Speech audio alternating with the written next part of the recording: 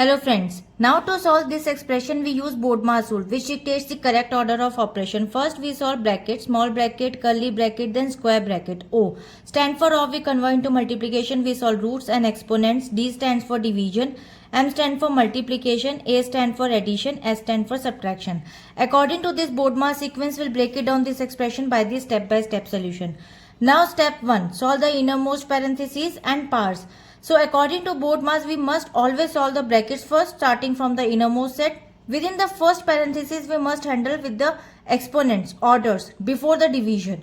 First part says 18 divided by 3 part square. So first we solve exponents. So 8 divided by 3 square is 9. Then after divide the values we'll get 2. The second bracket is 8 minus 5 and after subtraction we'll get 3. So now the current expression becomes 50 minus square bracket 4 multiplied by 2 plus curly bracket 12 minus 3, then curly bracket off and square bracket off.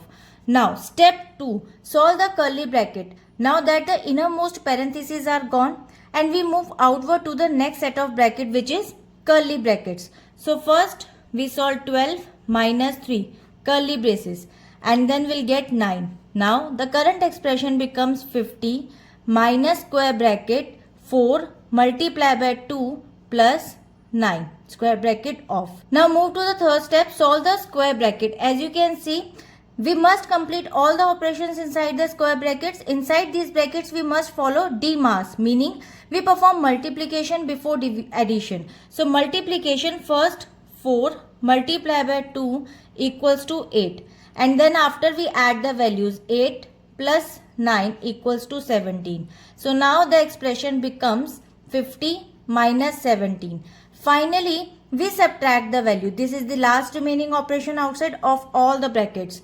So 50 minus 17 equals to 33.